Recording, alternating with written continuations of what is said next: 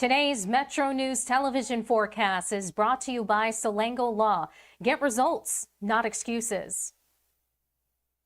Well, be weather aware and keep your eyes on the radar for all these daily chances of rain showers and thunderstorms that'll begin now. We'll have a slight chance in the morning, then some chances of general thunderstorms generally in the state in the afternoon.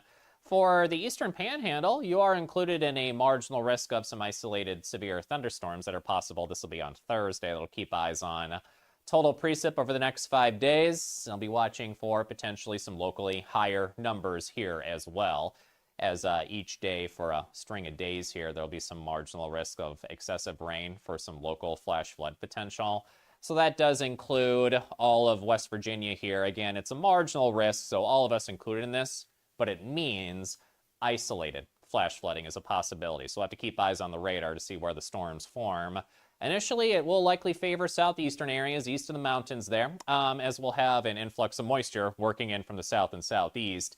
And a cold front will be stalled northwest of us, and we'll be stuck in this pattern for a bit with some daily chances of rain. Fly Saver forecast, it starts at home. Orlando, still some chances of showers and storms, highs near 91 for the next few days. Panhandle to Panhandle, chance of a shower and thunderstorm in the afternoon, highs mid to upper 80s, warming up a little bit, and lows upper 60s to near 70 tonight. Eastern Panhandle, highs low to mid 80s for you, up in the upper 70s, low 80s in the higher elevations, lows around the 60s to near 70 tonight.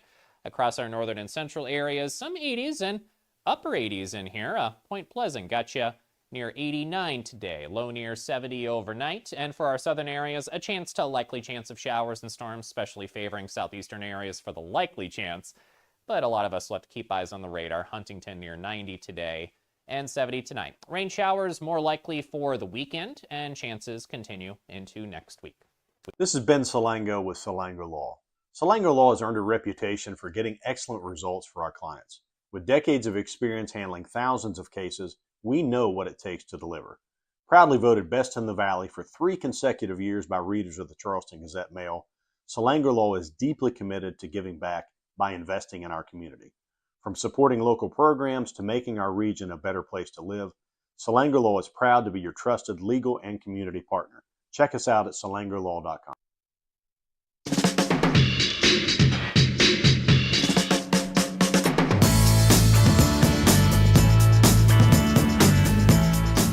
Coming up on MetroNews Talkline, the governor goes on a clean water tour. Also, is there waste, fraud, and abuse wrought in the clothing voucher program? We'll get into those subjects. WAD Wren Baker going to join us. This is MetroNews Talkline. We are underway. Do not attempt to change the station. You are surrounded. We interrupt this program to bring you an emergency news bulletin. Repeat, this is an emergency bulletin. Keep your radio turned on. From the studios of WVRC Media and the Metro News Radio and Television Network, the voice of West Virginia, comes the most powerful show in West Virginia. This is Metro News Talkline with Dave Wilson and TJ Meadows. Check set lineup link. Activated Telos telephone. Switch network control from Charleston to Morgantown. Stand by. Q Dave and TJ. You're on. Metro News Talkline is presented by Encova Insurance, encircling you with coverage to protect what you care about most. Visit Encova.com to learn more. Welcome inside the Encova Insurance Studios. Dave in Morgantown. TJ is in Charleston. Gang's all here. Producer Ethan handling the phones and the audio side of things today. Zach Karolchek is supervising the video stream. That's being operated by intern Mila today. 800-765-TALK, that is the phone number. The text line is 304-TALK-304. Those are your 2 ways to participate in today's program.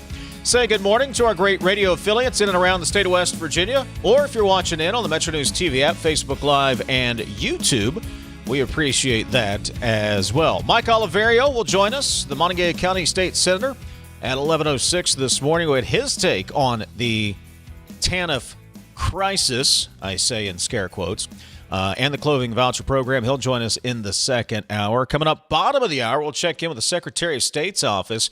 Yesterday, we learned that former Fayette County Delegate Elliot Pritt had withdrawn from the ballot in November. What does that mean for the ballots, that ballot position, that race? We'll get the answers from the Secretary of State's office coming up bottom of the hour. Lots to do. Say good morning, TJ Meadows in the Charleston Bureau. I was going to call you Charlie for a second.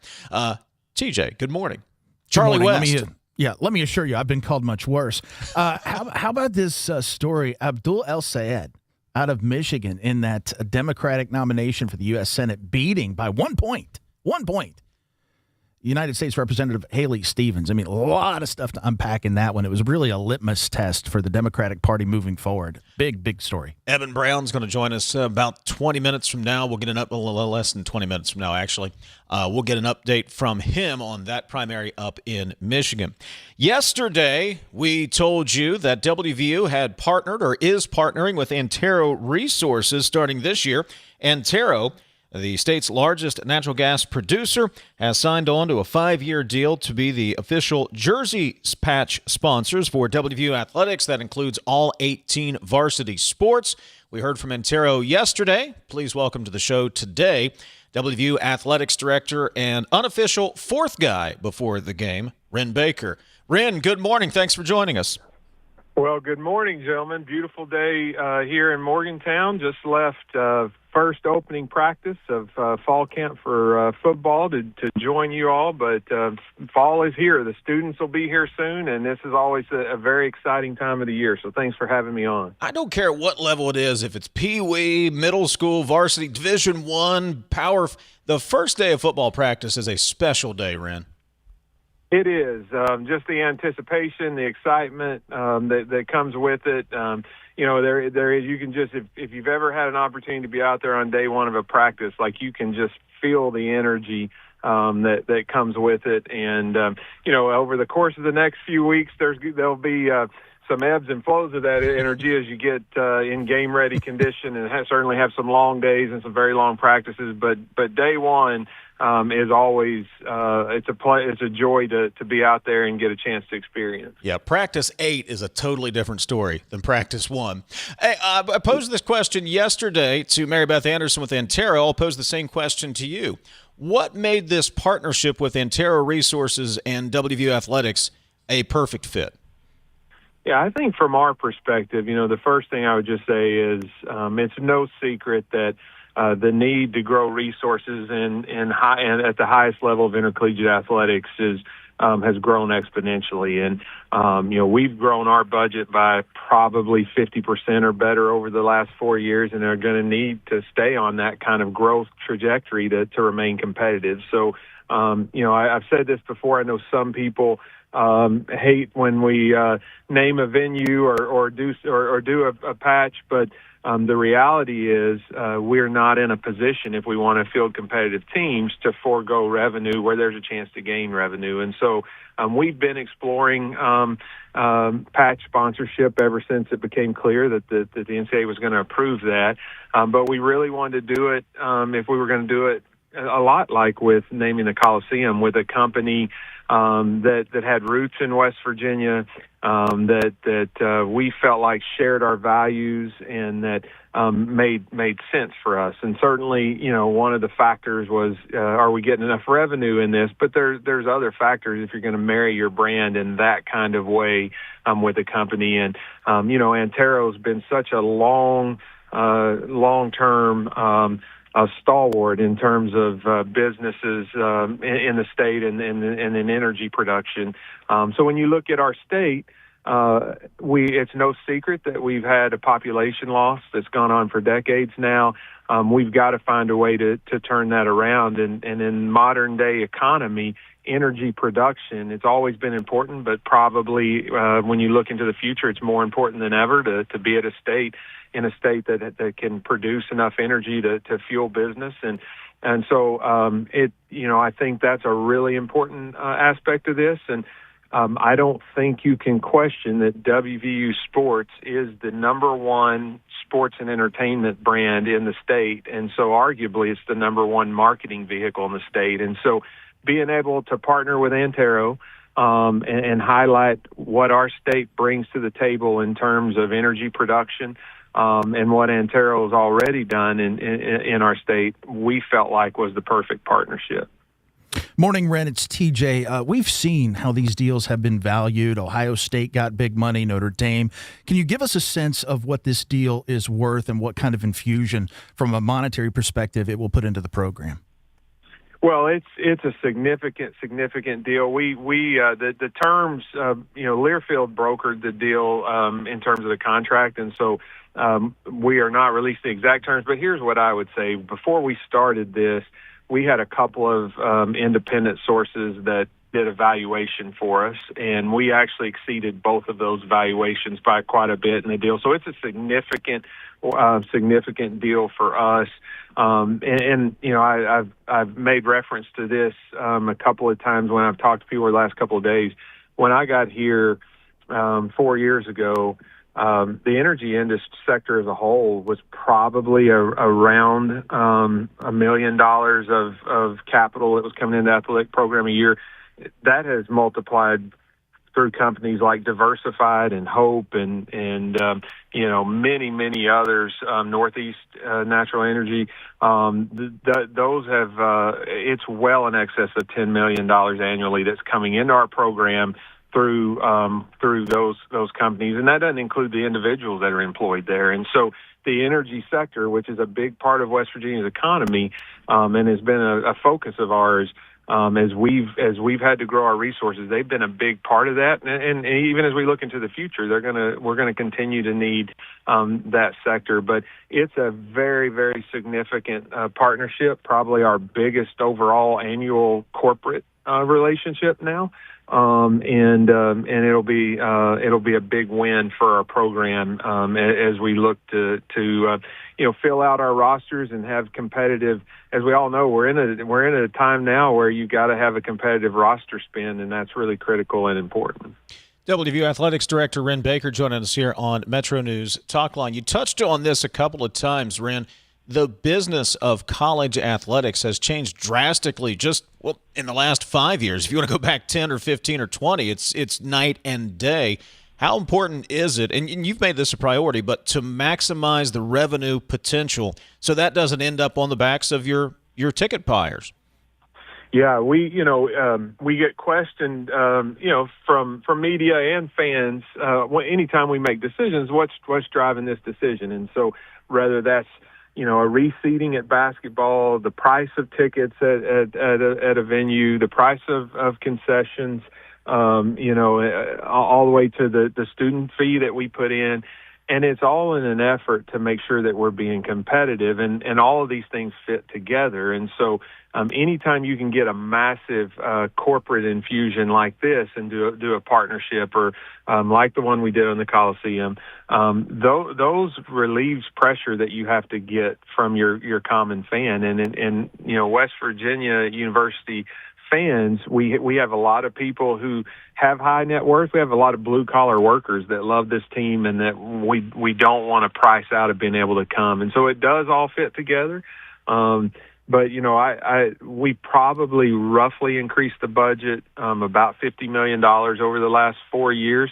But when you look at through new scholarships and through rev share and above cap NIL agreements with our student athletes, probably $40 million of that is going straight to acquire and retain competitive rosters. And so when you kind of weigh out why are you making this decision or that decision, that is why we are trying to make sure that our coaches have what they need to be successful.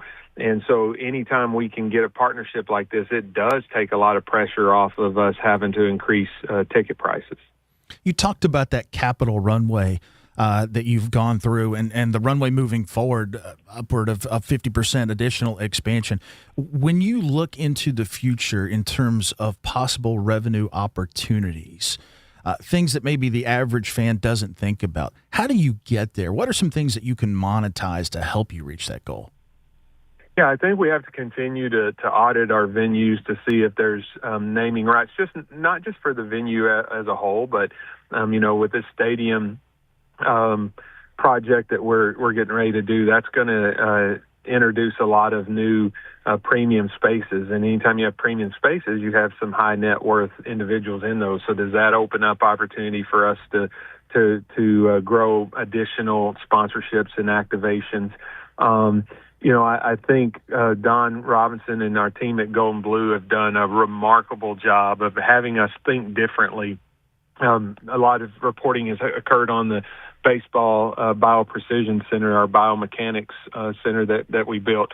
That's an interesting partnership because we provide the facility and we get the benefit of that facility, but campus is providing some full-time people. Bioprecision is providing full-time people, and then we have equity in that partnership. The goal is for that partnership to grow beyond Morgantown and beyond West Virginia. And if that grows into a business that we can replicate and put into different locations, we'll have equity ownership. Golden Blue Enterprise will in that partnership. And so it really is, I think the way I would phrase it is we have really turned our thinking. We still are trying to make money in all the traditional areas where you would make money, but we're trying to grow commercial business in any way that we can. And whether that is, we have a travel website, and a certain amount, any travel that's booked through there, a certain percentage of that comes right back to us to make business. So as the student athletes are getting compensated for their name, image, and likeness, there's also a major brand there in WVU and WVU Athletics and that Flying WV that we need to be able to monetize the name, image, and likeness value of that mark and that logo, and we're spending a lot more time trying to do that. WVU Athletics Director Wren Baker, honorary fourth guy before the game. Wren, we always appreciate. What's that? When will I start getting some royalty checks for that fourth guy? Can you guys check on that for me? We'll work on that, man. You got to check in with Caridi and Howell for that business deal, man. I mean, the first time that Tony Caridi pays for something here in West Virginia will be we need to put up some kind of stone marker there to commemorate that time.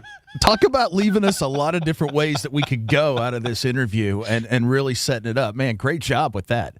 I appreciate you guys, and I just want to say thank you to the folks at Antero for believing in the Mountaineers and partnering with us and all they do for a lot of other organizations around the state, as well as the rest of the energy sector, and excited for the fall season. Look forward to seeing you guys. WVAD, Wren Baker. Thank you, Wren. We appreciate it.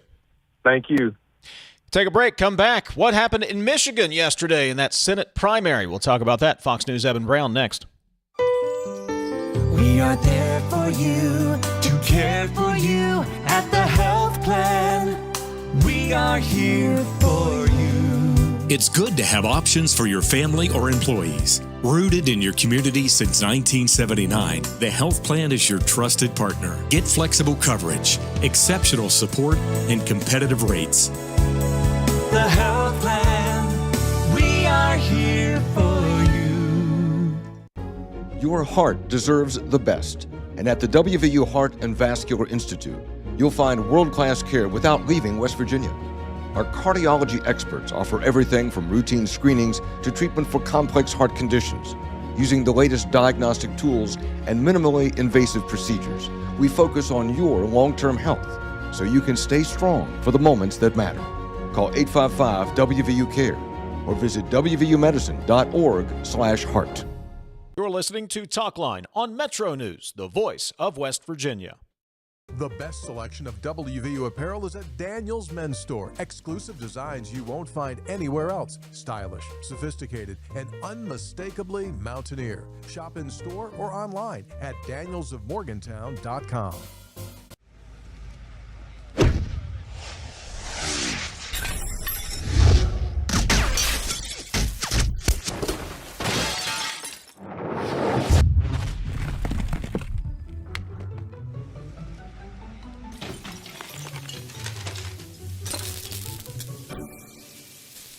I'm Sean Kovich, Mountaineer Golf Coach. When disaster strikes your home, business, or golf game, call the restoration company the Mountaineers call. Panhandle Cleaning and Restoration. Need a truck that's ready for work, weekends, and everything in between? Right now at Dan Cava GMC, get up to $10,000 off select new GMC Sierra 1500, or save up to $4,000 off all new GMC Canyon Elevations, offering bold styles, advanced technology, and everyday practicality. Come explore our all-new GMC Yukons, built for busy families and big adventures. All this and more at Dan Cava GMC in Bridgeport. Shop the world. You own a boat because you love spending time on the water. Choose the outboard that allows you to make the most of it. Honda Marine's legendary reliability, ease of maintenance, and powerful performance keep you going strong. Of course, the LVA was brought into my life because I had a severe heart attack in November of 2024. And then I entered into congestive heart failure. Where he was in the course, we really had to go towards an LVAD. At that point, I was committed. At that point, I wanted to get better, and I wanted to see what this machine was going to do for me. With this therapy, he's thriving, doing well. And not only is he living, he's thriving.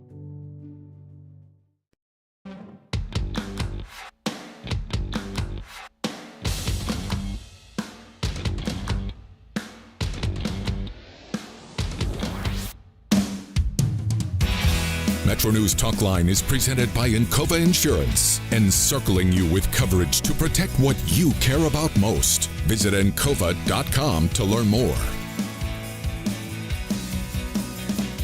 800-765-TALK is the phone number. 800-765-8255. That's the phone number. You can text the show at 304-TALK-304. See if we can get connected with Fox News Radio's Eben Brown. But TJ, you mentioned there at the top of the show up in Michigan. When I went to bed last night, which isn't really all that late, it was still too close to call, but the radical far-left Democrat candidate in that Democratic Senate primary in Michigan, Abdul Al-Sayed, is going to eked out a victory over Haley Stevens for that Democratic nomination up in Michigan last night. And that's been one that the cable news networks have all been keeping a close eye on leading into the November midterms. Yeah, I think this was really a litmus test, not only for Michigan, but for the nation in terms of whether a progressive Democrat, a far-left progressive Democrat, remember he has Bernie Sanders stumping for him, AOC, if that kind of candidate can grab hold and take hold of the country compared to a more traditional, middle-of-the-road, still left-of-center Democrat in his opponent. And I think the takeaway is, at only a margin of 1 point, I don't know that you can. I don't know that you can. I would think you would need a much higher margin to significantly be able to say, yes, this can grab the attention of the country, and yes, we can raise money around this kind of candidate. We'll see. I totally get what you're saying, TJ, but let me just throw this out there at you. Go for it. The fact that a candidate with as much baggage as El-Sayed brings to the table, as far left as he is on his positions, can win a primary. Maybe you take that as an optimistic sign that there is still more ground to gain. Okay, you didn't win by 10 or 15 points, but you won. You did win. You did win. If you are on the far left, if you're the DSA, the Democratic Socialist of America, maybe you take this as a positive step forward because you did win. Excellent point. I think it's how you want to sell it. The glass is either half empty or it's half full. I'll tell you this, if I'm Stevens, his opponent, being backed by Senate Minority Leader Chuck Schumer, talk about hanging something around, a cinder block around your legs and throwing you in the ocean.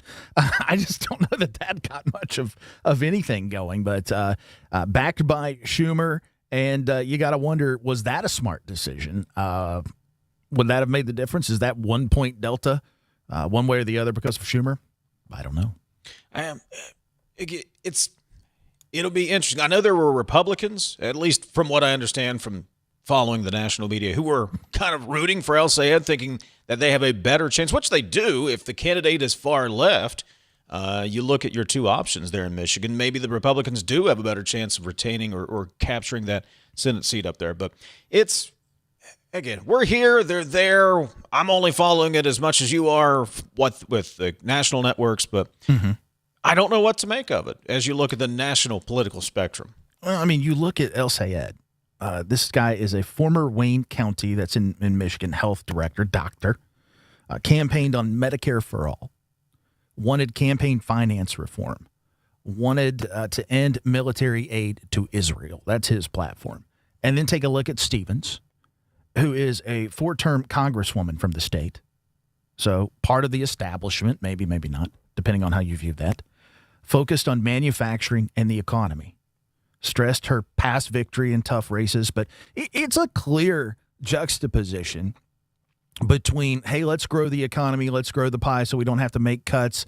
Yes, I've been in Washington for 4 terms as your congresswoman, so 8 years, but I can make the jump to the Senate and I can make a difference. Versus this guy who's a doctor by trade, working in healthcare, working in a county health department, probably not the most lucrative position in the world he could have, coming out and saying, I want to give you Medicare. I want to reform campaign or finance because it's broken, and I don't want to give money to Israel. So there you go. Couldn't be 2 different candidates at all. 2 different She was still candidates. far left. I mean, don't get... Yeah, she's not conservative. She's not conservative by any stretch of the imagination. I mean, but she was establishment. left. She was establishment. Establishment. And that maybe that was a deciding factor. He is the anti-establishment candidate. She was establishment. Again, we're not in Michigan. I don't know how to read it, but could be if you're a DSA, if you're more on the farther left end of the progressive movement there, could be a positive sign. Maybe it's not a positive sign. Maybe the rest of the country, which I don't think the rest of the country is ready to embrace what they're selling on the far left. You could take it that way. Well, the extremes were out. I don't know that the normies were in on this primary. We'll leave it at that. Well, are they ever in on the primaries? Cue Chris Steyerwalt. This is Talkline on Metro News, the voice of West Virginia. It is 10:30, time for a news update. Let's check in with the Metro News Radio Network, find out what's happening all across the great state of West Virginia. West Virginia Metro News, I'm Jeff Jenkins. 3 members of the Marion County School Board are named in lawsuits filed by County School Superintendent Donna Heston and Human Resources Administrator Kristen Duvall. The lawsuits allege BOE President James Saunders, Vice President Kevin Rogers, Co-Vice President Donna Costello. Today's Metro News television forecast is brought to you by Salango Law. Get results, not excuses. Be weather aware and keep your eyes on the radar for all these daily chances of rain showers and thunderstorms that'll begin now. We'll have a slight chance in the morning, then some chances of general thunderstorms generally in the state in the afternoon. For the eastern panhandle, you are included in a marginal risk of some isolated severe thunderstorms that are possible. This will be on Thursday. That'll keep eyes on. Total precip over the next 5 days. I'll be watching for potentially some locally higher numbers here as well. As each day for a string of days here, there'll be some marginal risk of excessive rain for some local flash flood potential. So that does include all of West Virginia here. Again, it's a marginal risk, so all of us included in this, but it means isolated flash flooding is a possibility. So we'll have to keep eyes on the radar to see where the storms form. Initially, it will likely favor southeastern areas, east of the mountains there, as we'll have an influx of moisture working in from the south and southeast. And a cold front will be stalled northwest of us, and we'll be stuck in this pattern for a bit with some daily chances of rain. Fly Saver forecast, it starts at home. Orlando, still some chances of showers and storms, highs near 91 for the next few days. Panhandle to Panhandle, chance of a shower and thunderstorm in the afternoon, highs mid to upper 80s, warming up a little bit, and lows upper 60s to near 70 tonight. Eastern Panhandle, highs low to mid 80s for you, up in the upper 70s, low 80s in the higher elevations, lows around the 60s to near 70 tonight.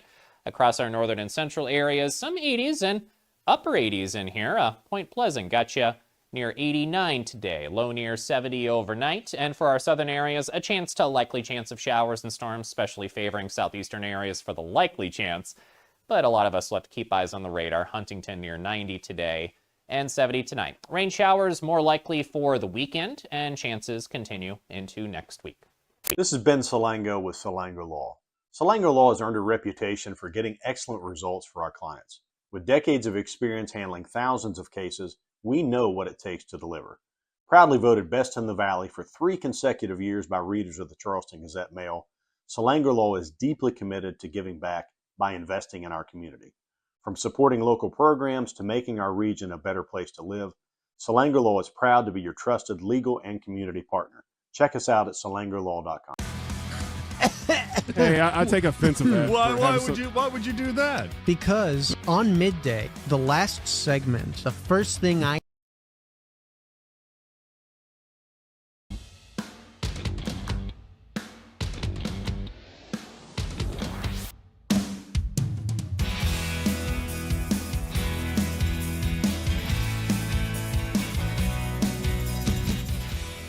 MetroNews Talkline from the Encova Insurance Studios. We'll do Meadows math. Coming up, we'll explain. Governor Morrissey yesterday went on his clean water tour. Made some stops in southern West Virginia. We'll talk about that a little bit later on as well. Mike Oliverio joins us at 11:06.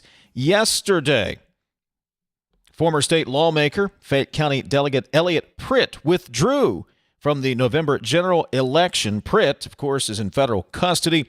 He is charged with allegedly grooming and then assaulting a 15-year-old girl.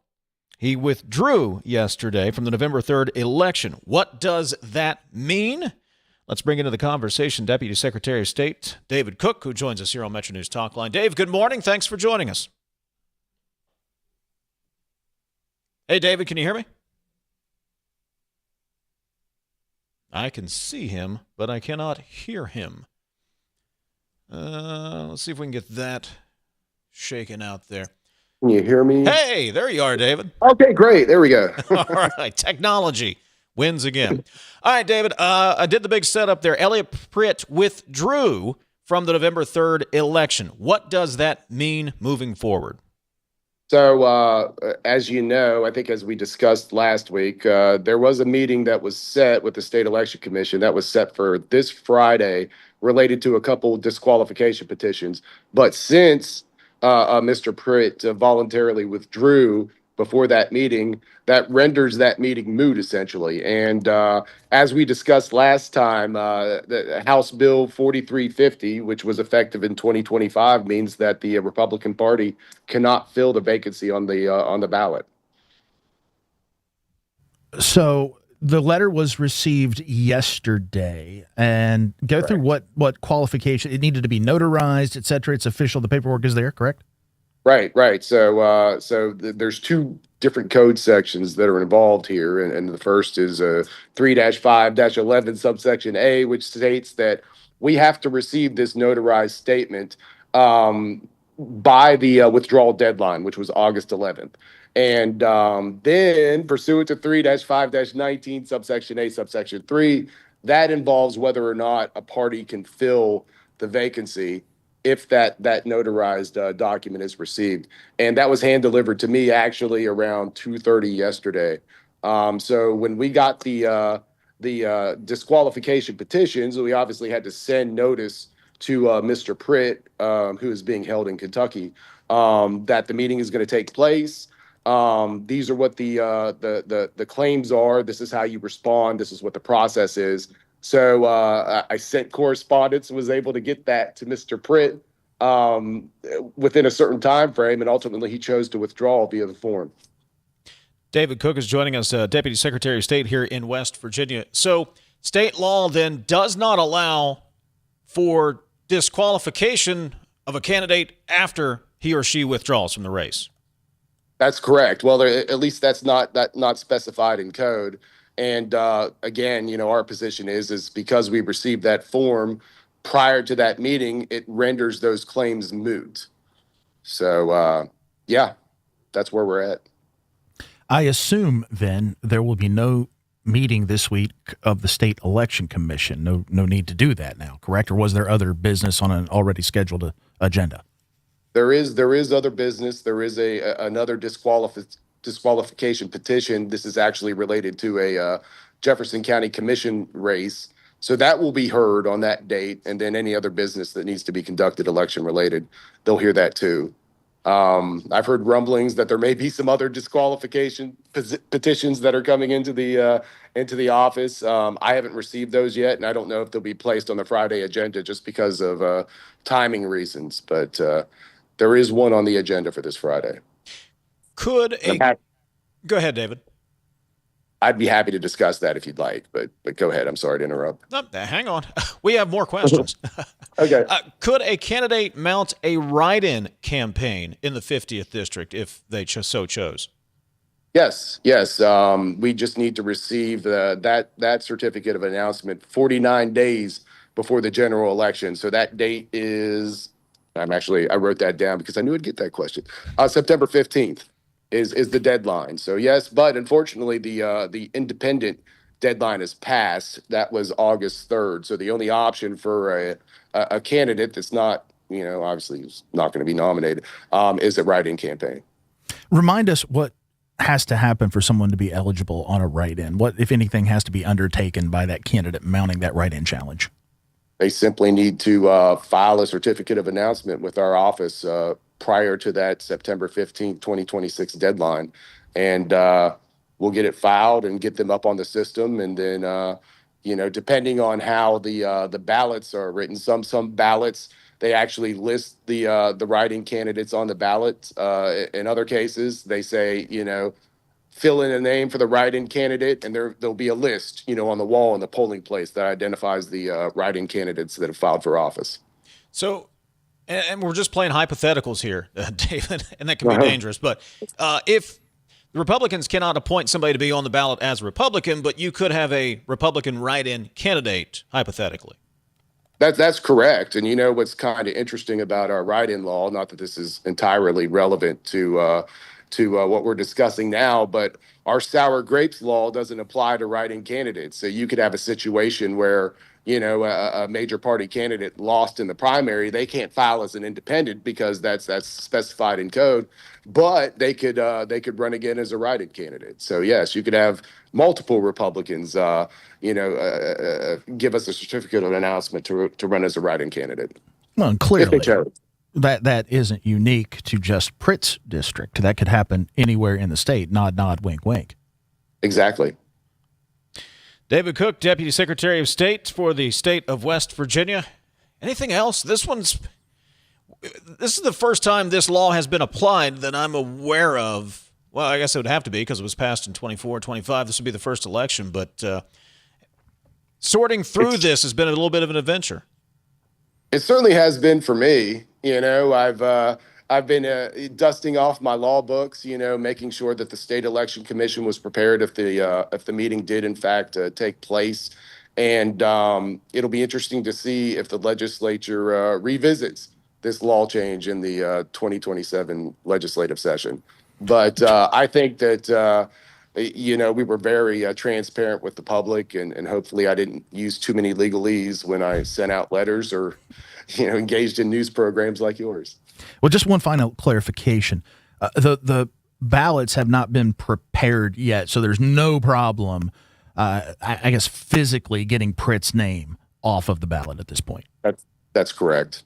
That wouldn't be an issue. And the fact of the matter is if for whatever reason there was a court challenge after the state election commission met, there's mechanisms under law where the name could be either removed from the ballot or a notification would be sent to individuals not to vote for that individual. David Cook, Deputy Secretary of State. Quickly, before I let you go, what's going on in Jefferson County? Is there's a petition for disqualification? Can you comment on that at all? What the petition is for? Yeah, I can certainly comment on the allegations. Again, that'll be a public meeting for anyone who wants to attend.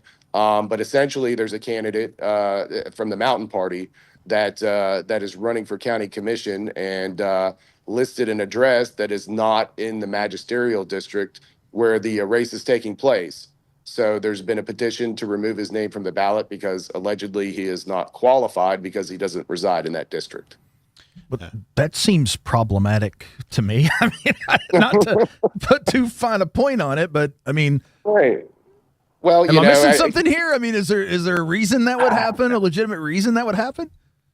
We'll see. Don't let me pin you in a corner. That's right. Take the good way out. I shouldn't have asked you that. I apologize. That was not good on my part. We'll see what the evidence shows, but it seems pretty cut and dry to me. But I'm not the one rendering the decision. So he's David Cook. He is the Deputy Secretary of State. David, thank you so much for keeping us updated throughout this process and the information coming from the office. We appreciate it. Thanks for having me. Absolutely. We'll take a break. We'll do Meadows math when we come back. This is Talkline from the Encova Insurance Studios. Right now, America is hungry for energy, more power, more reliability, and more security. So here's a question worth asking. Why not coal? And why not now? West Virginia sits on one of the most abundant energy resources in the world. generations of miners, proven infrastructure, and coal-fired power plants already delivering dependable, around-the-clock electricity. At a time when demand is surging and reliability matters more than ever, coal isn't a question mark, it's a solution. Today, there's robust support in West Virginia and Washington to strengthen American energy independence using the resources we already have. So again, we ask, why not coal? And why not now? Because when it comes to powering our homes, our hospitals, our economy, and new opportunities, West Virginia Coal is ready. A message from the Friends of Coal, powering America today and tomorrow. Are you ready to reach the finish line of retirement? At the Stike team at Wealth Enhancement Group, we provide comprehensive guidance for retirement planning in West Virginia. With years of experience, we'll draft a plan tailored for your unique goals. Whether you're just starting or nearing retirement, we make the process as simple as possible, easy, and stress-free. Visit wealthenhancement.com/Stike to set up a complimentary consultation and get started on your plan today. Let's work toward your dream retirement together. You're listening to Talkline on Metro News, the voice of West Virginia.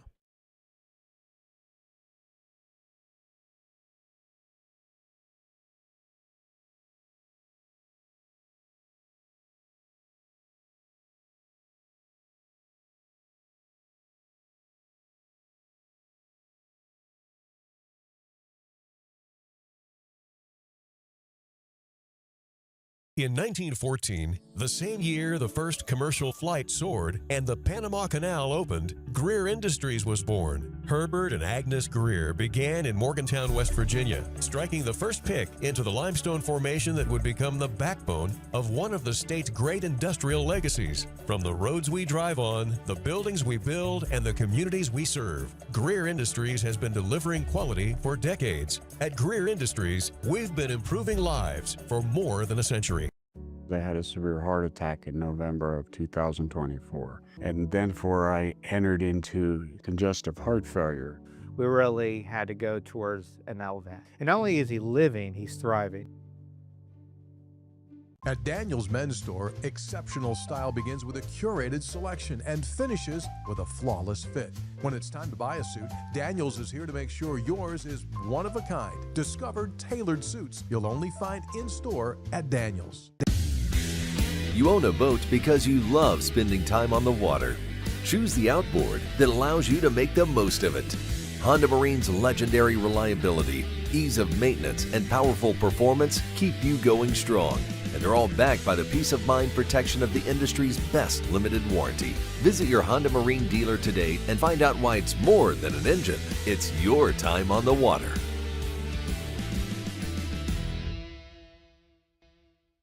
For Talk 304. It's a perfect weekend sports wrap-up on your favorite Metro News affiliate, or watch the show at wvmetronews.com.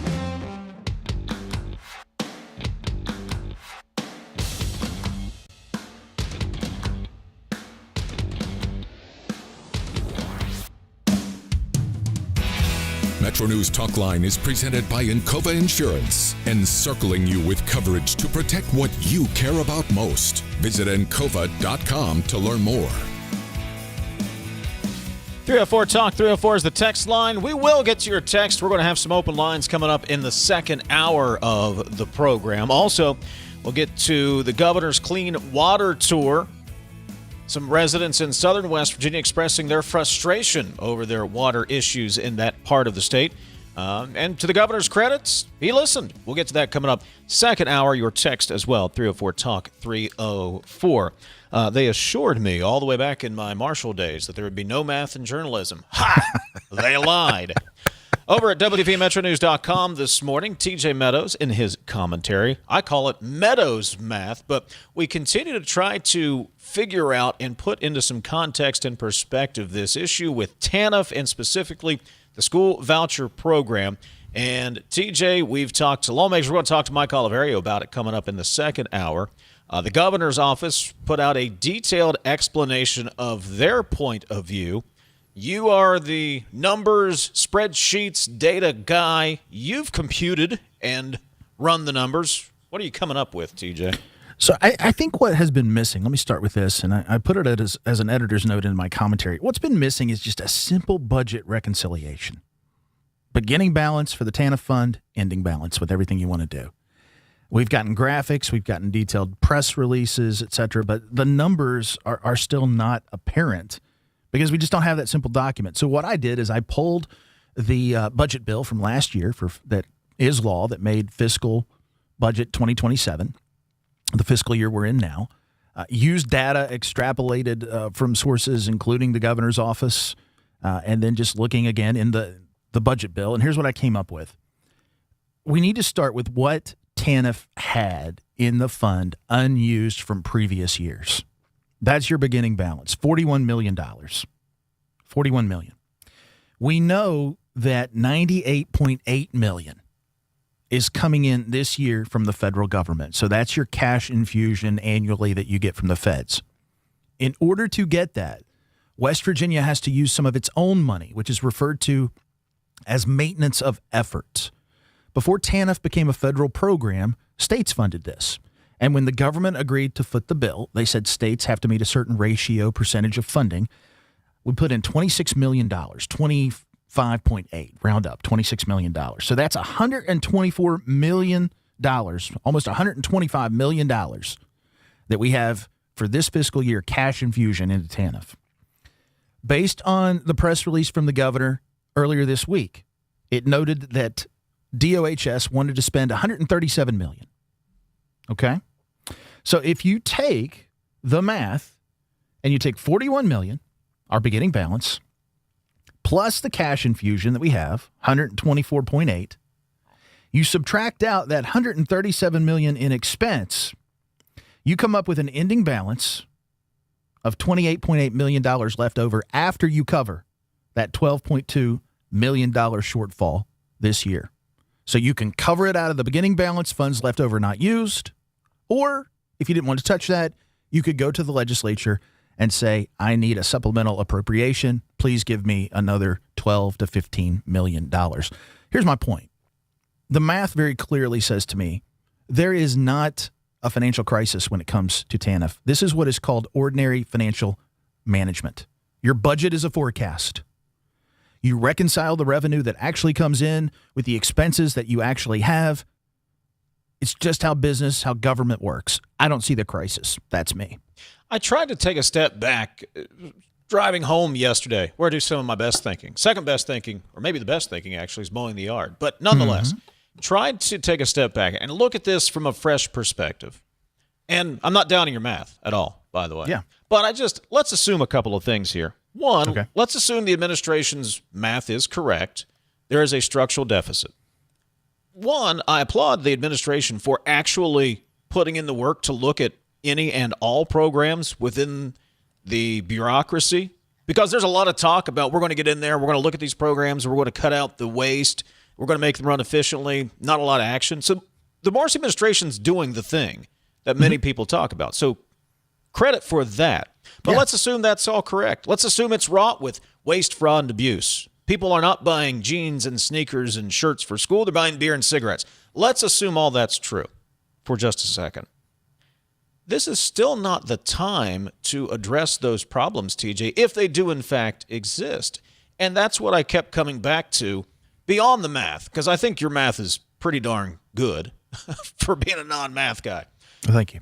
But beyond that, just the idea that if these problems do exist, the time to bring them up, good on identifying if they do exist, but the time to bring them up is to the legislature in January, where the legislature could run a bill to put guardrails on the program to ensure that money is going to close.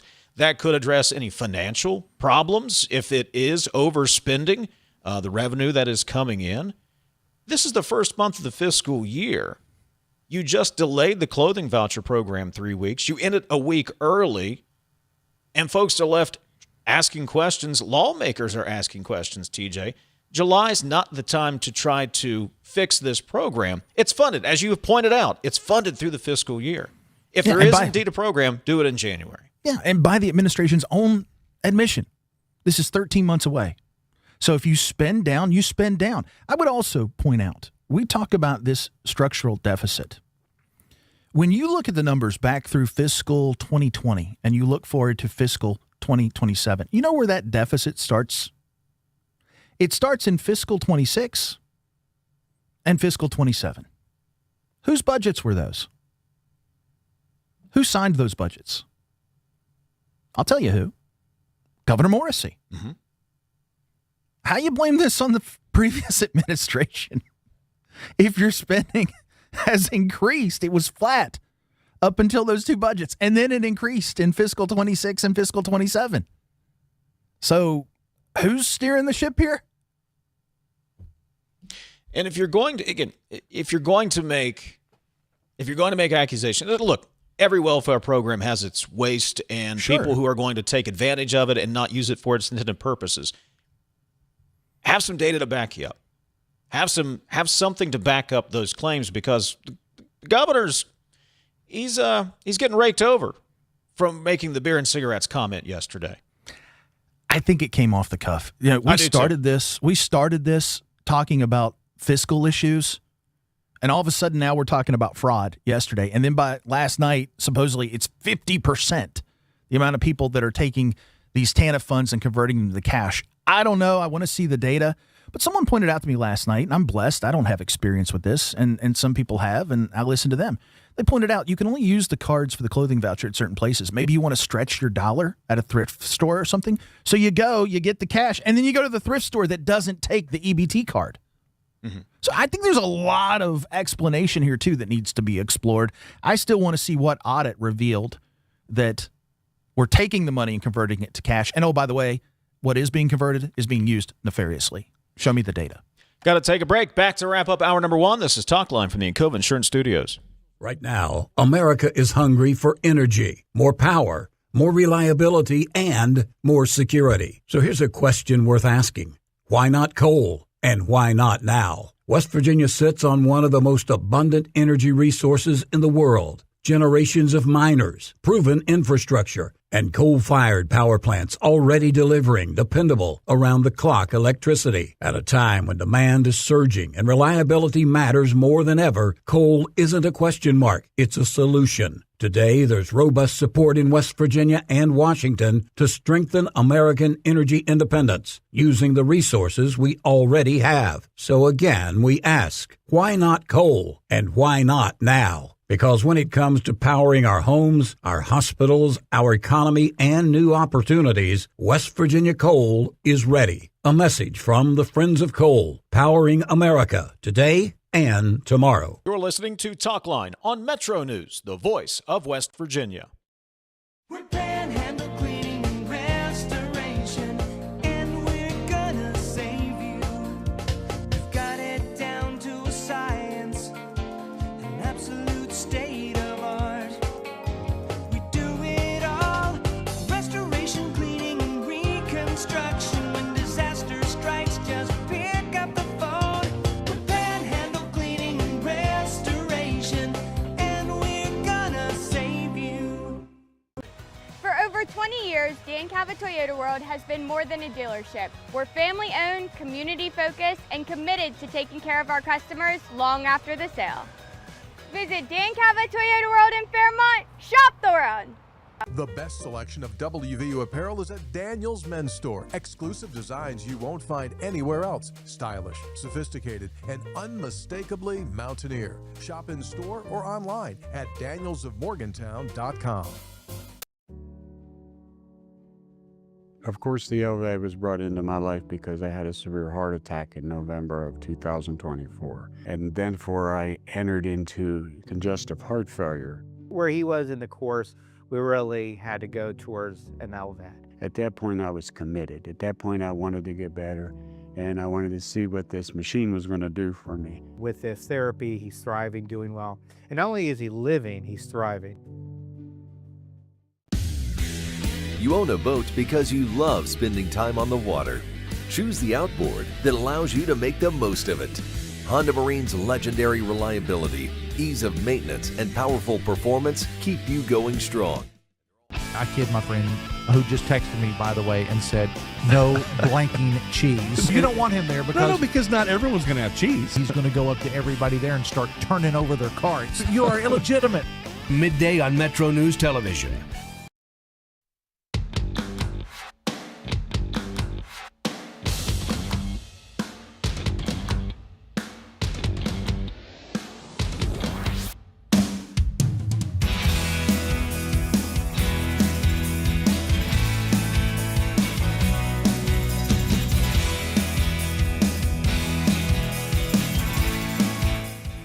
Jackpots are growing in West Virginia. Jackpots are on the rise every week. Powerball hits Mondays, Wednesdays, and Saturdays. Mega Millions lights up Tuesdays and Fridays. That's 5 chances a week to get in on life-changing jackpots. Play in-store and online. 18 plus to play. Please play responsibly. Powerball jackpot is $786 million. Mega Millions jackpot is $60 million, so go ahead. Play today. State Senator Mike Oliverio going to join us in studio coming up. We've got a plethora of text to get to. We'll do that coming up in the second hour of the show. 800-765-TALK, 800-765-8255. That's the phone number. Some rare open line opportunities in the second half of the show today where we can have a dialogue. Think of it like a midweek steam release, but we can actually chat back and forth today. You can text the show as well, 304-TALK, 304. Go get you a cinnamon roll and your favorite iced latte. Come on back for hour number 2. This is Talkline on Metro News, the voice of West Virginia.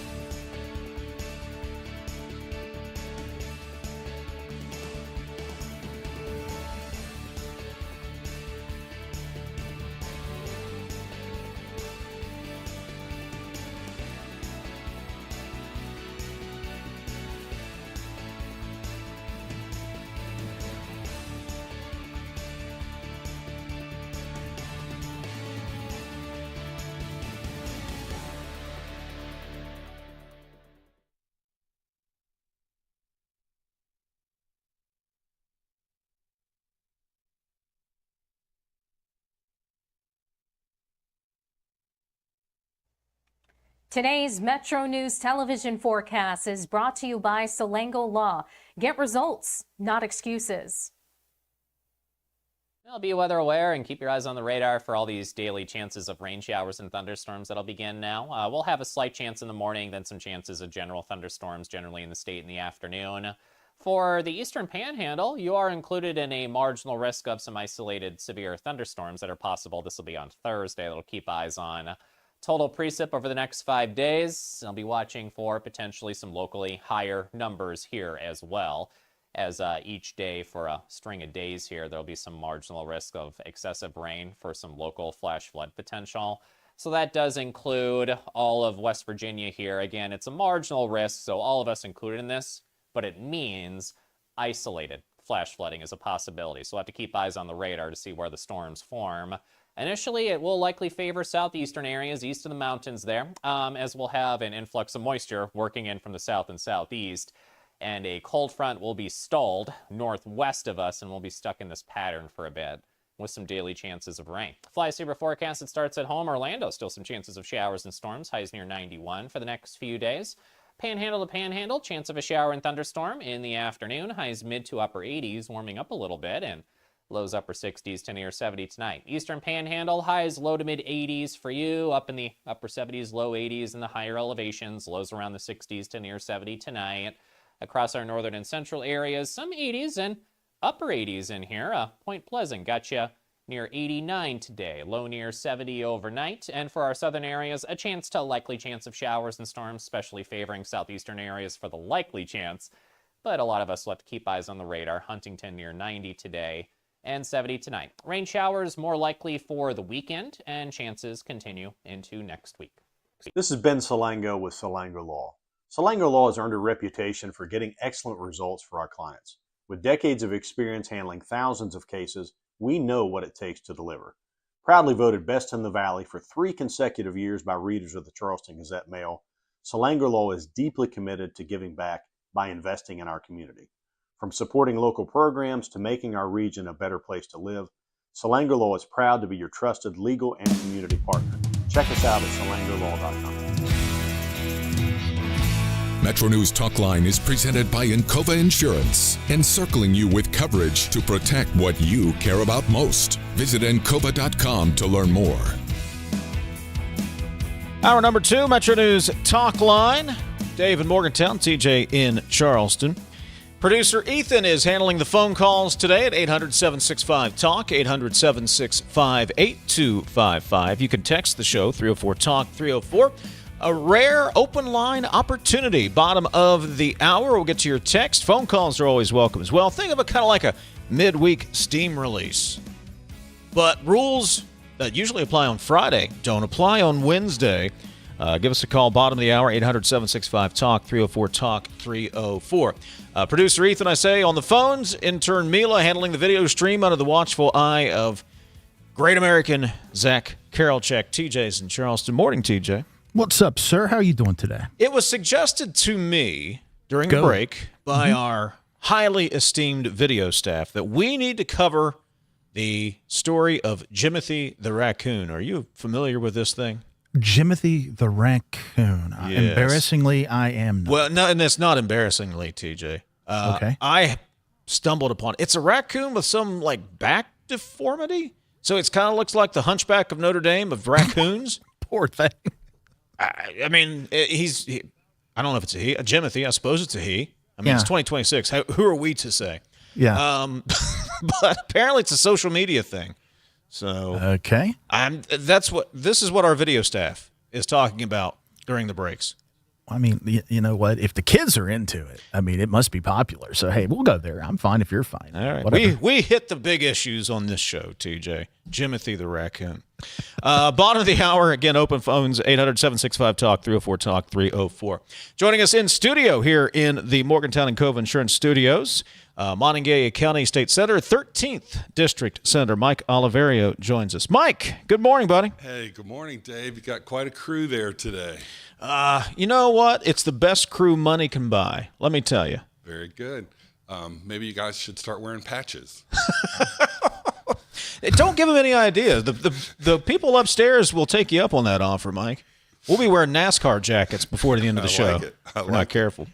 All right, we've got a couple of things I want to talk to Mike about. You've been following this, I'm sure, and probably getting just as many questions as we have regarding TANF funding, regarding the school clothing voucher situation. We're trying to figure out the math on this, where the problem is, if there's a problem. What's your take on all this, Mike? This is a long-term program that serves over 50,000 kids in West Virginia. We've done it for a long time, and there are plenty of dollars available. The governor initially asked us to authorize the ability to spend $177 million, and there's sufficient dollars to do that.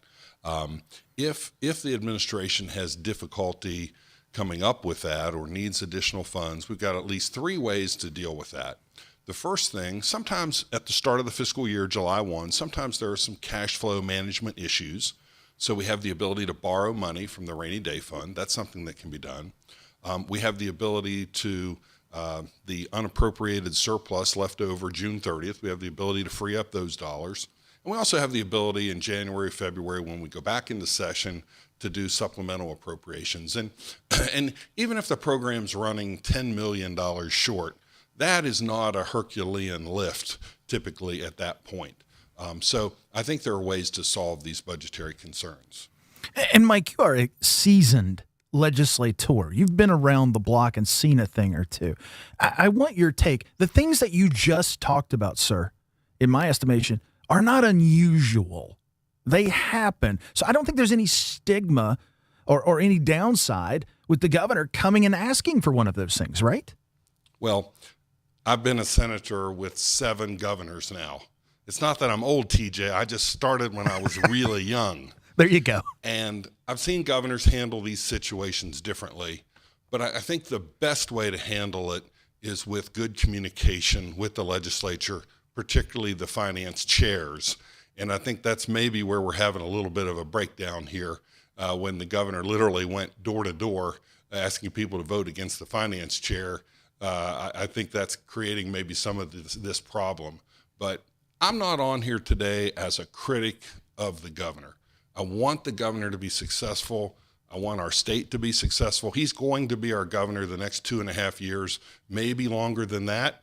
Sure. And so I want to be part of helping him. I think I bring years of experience where I can be of help. But I think this is one of those maybe unforced errors that didn't need to be done. I was disappointed in the delay in the implementation, and then, to be honest, even further disappointed in the pause. So I think we got some real issues here. Talking to Mike Oliverio, 13th District State Senator from Monongalia County. Mike, the governor certainly made headlines yesterday, and I think he was talking off the cuff when he made this comment about trying to root out waste and abuse of the welfare program, the clothing voucher program, but the beer and cigarettes comment. You can't use the card for that, but I think what was he alluding to, in your opinion, and do you believe there is fraud within the program? I grew up with a bunch of kids in our house, stay-at-home mom, dad was a state employee, money was tight. Our family bought our back-to-school clothes at Gabe's, our shoes at Pickway, maybe J.C. Penney's. Do any of those stores sell beer, wine, or cigarettes? So I think you have to maybe question that comment. Sure, maybe there's some of that, but the cards are limited in what you can use them for, and where people are going to shop certainly limits the opportunity to buy those kinds of items. Mike, I was educated a bit on this last night talking with some folks that have lived the program. I'm fortunate I haven't. I'm grateful for that. But you never know someone until you walk in their shoes, and you never the program until you walk in their shoes. And one of the things that they pointed out to me is not every store that sells clothing will take the EBT card. They're not on the program. It doesn't necessarily work. So the ability to go to certain ATMs and convert that to cash allows them to patronize certain stores that may give them a better bang for their buck. They can get more than just 3 shirts. They can get 4 or 5 because the cost is lower, so they convert to cash, and then they go do it. That seems reasonable to me. I don't think just because people are converting to cash necessarily means that something nefarious is going on. I think one of the overarching goals of the governor is to eliminate our personal income tax. And so he's looking at this state budget over and over again, trying to figure out where he can cut out fraud and waste. And if he is genuinely concerned about fraud or waste in this program, then let's do it a little differently. Maybe a paper voucher, maybe take some other steps or add some extra fraud provisions. But don't do that in July when you're in the process of administering the program. You know, when you cut off these funds in July, what you have done to these families is you have said, hey, we have this sales tax holiday the first days of August, but we're not going to give you the voucher money to spend during the most efficient days of the year to be buying these items when you're not having to pay the West Virginia consumer sales tax. Let's don't do that. If an evaluation is needed, if there's a belief that there's fraud, there are other ways we can change the program. But let's talk about those things in the fall and during the legislative session, and not while we're supposed to be pushing dollars out the door to help families get children back to school. And Mike, that was a point we were making in the last segment. We were going through the math. If indeed, assume the math is correct, assume there is all this waste, fraud, and abuse within the program, the time to address that is not this past, but next January, when the legislature's back in session, when the legislature can consider guardrails for a program, changes, can consider changes to how the money is allocated, spending authorizations. You know, the ball game has already kicked off. You can't change the pass interference rule mid-game because you find out, well, the pass interference rule is not working out the way you thought it would. I feel that's a good analogy. You know, I've written a lot of election law in West Virginia, and one of the things I've always held to is don't change election law during even-numbered years, period. And it makes a lot of sense. And there's a parallel here. Don't change the rules and limits while that short window of time when the dollars are going out the door to families who need the dollars. And it's not an enormous amount of dollars per family. Could there be some fraud here and there? I suppose. But at the end of the day, we can evaluate that and make changes if necessary.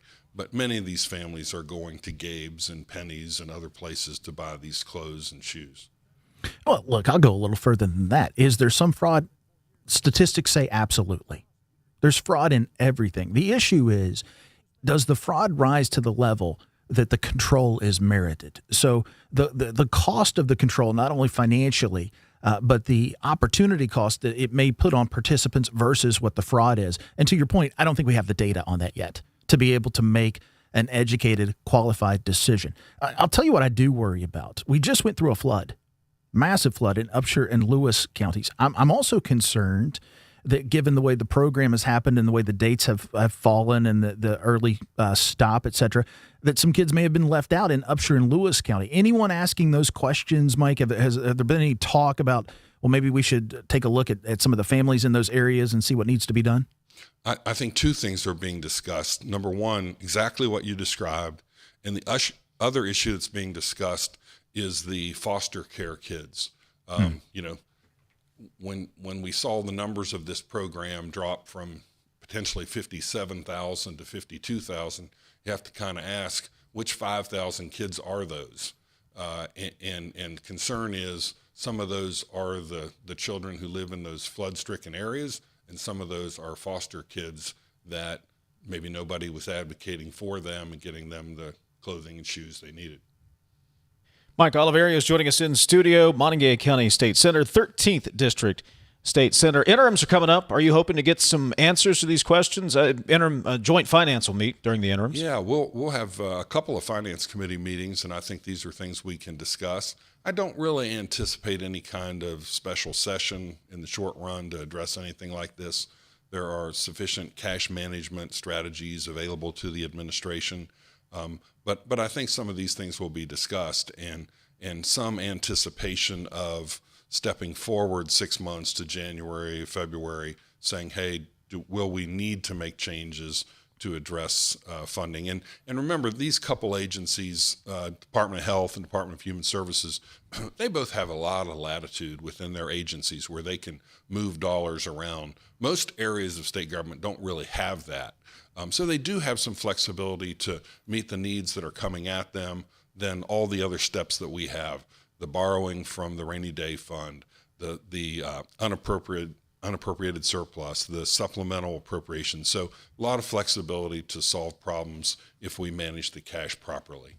Help me gut check an expectation here. When you walk into those finance meetings on Sunday, I believe they are, depending on who is there, is it unreasonable for someone to say, show me a one-page reconciliation when it comes to TANF in this state?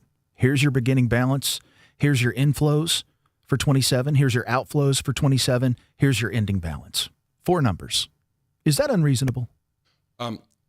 That's making it pretty simplified. I don't know that we could quite get to that level of simplification with a massive federal program and state match. But I think that direction would make a lot of sense. He's Mike Oliverio, Montague County State Senator, 13th District. It's about to get really busy. Election not far away. Elections, interims, Mountaineer football, a lot of good things going on up here. Could you still give them, if Coach Rodriguez came to you and said, Mike, we need you for one play?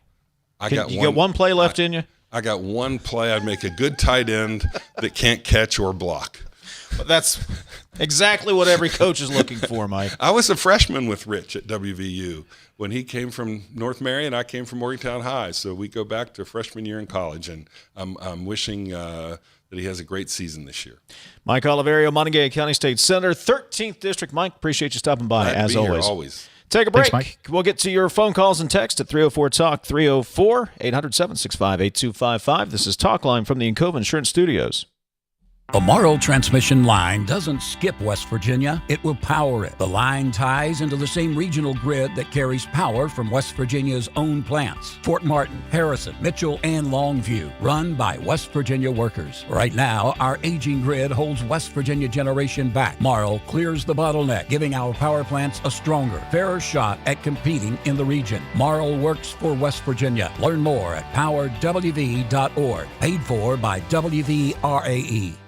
They say you can't take the lottery with you. But now, you can play anywhere, anytime with iPlay, the West Virginia Lottery's official app. From Cooper's Rock to the Greenbrier River, from the bleachers to your living room, iPlay goes where you do. Safe, simple, and always West Virginia proud. Play anywhere, anytime. Download iPlay today. iPlay, the fun, secure way to play, wherever life takes you. 18 plus to play. Play responsibly. You're listening to Talkline on Metro News, the voice of West Virginia. I had a severe heart attack in November of 2024. And then I entered into congestive heart failure. We really had to go towards an LVAD. And not only is he living, he's thriving.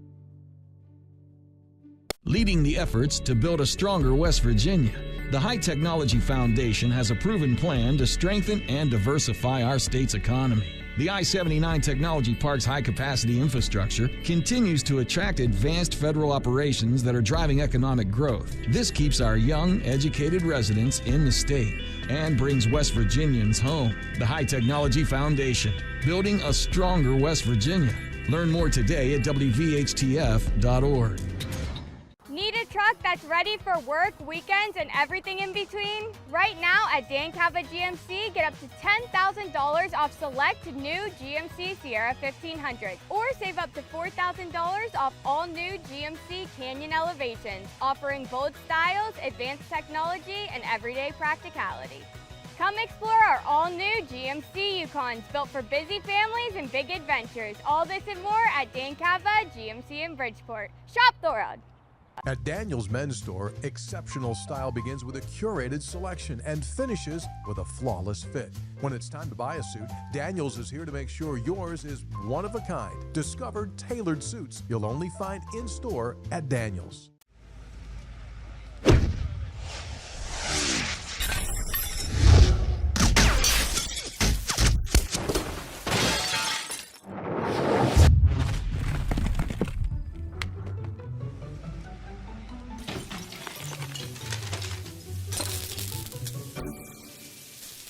I'm Sean Kovich, Mountaineer Golf Coach. When disaster strikes your home, business, or golf game, call the restoration company the Mountaineers call. Panhandle Cleaning and Restoration.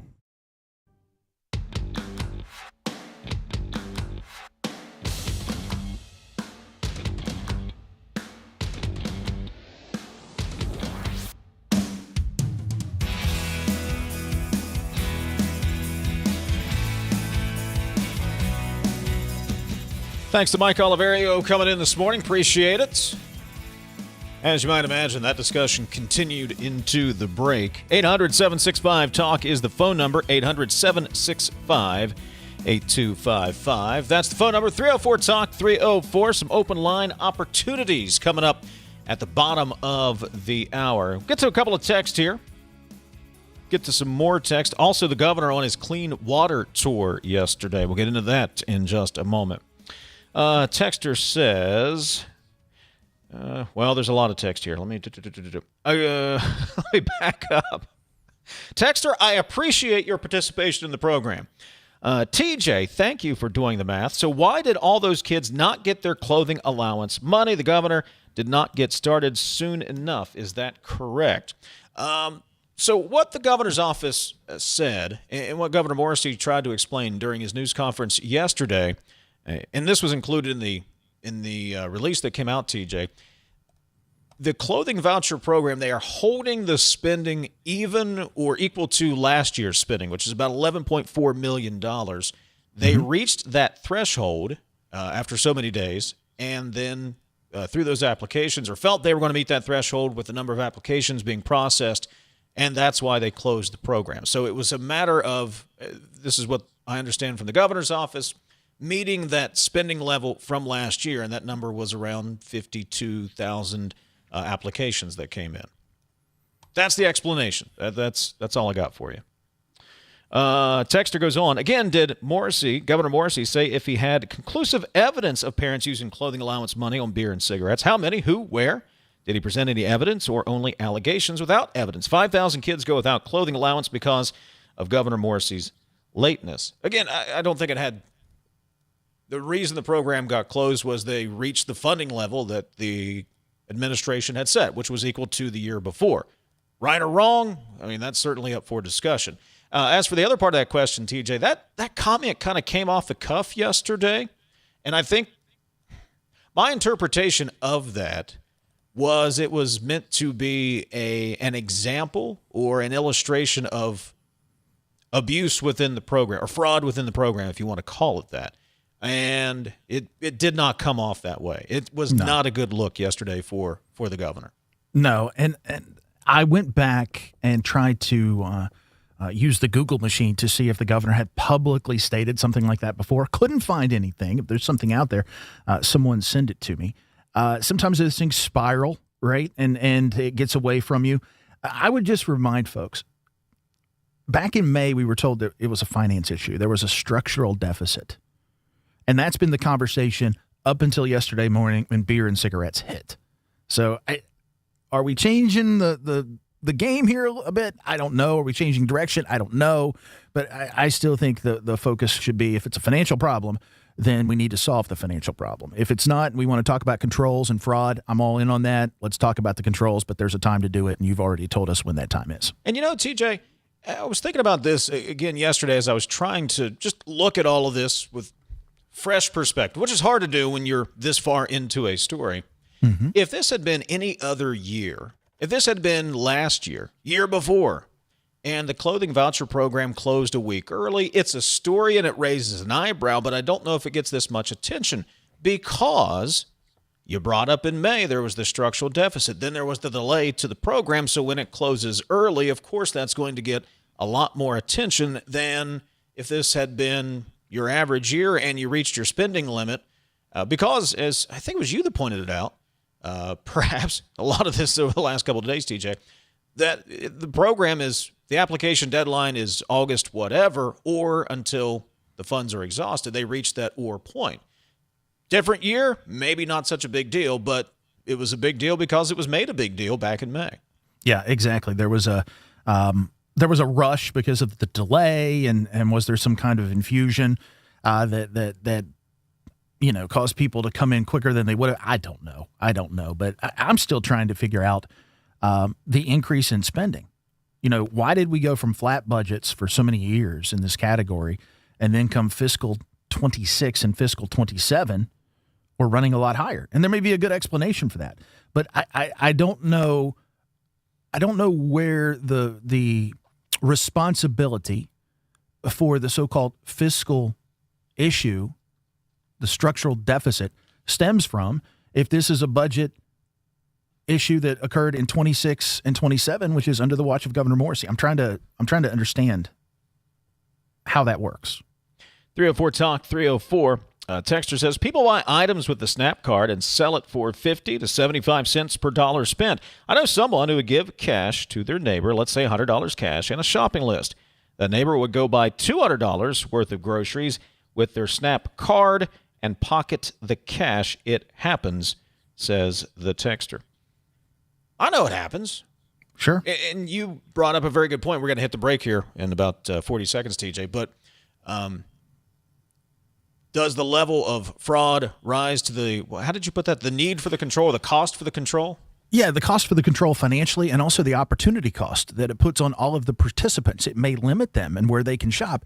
Is that greater than the cost of the fraud? There's fraud in everything. This is a business case as old as time when it comes to controls. We don't have the evidence to say one way or the other. Coming up, open phones, open text line, 304-TALK, 304, 800-765-TALK, 800-765-8255. Take a break, get a news update, be back in a moment. This is Talkline on Metro News. For 40 years, the voice of West Virginia. It's 11:30, time for a news update from the Metro News Radio Network. Let's find out what's happening all across the great state of West Virginia.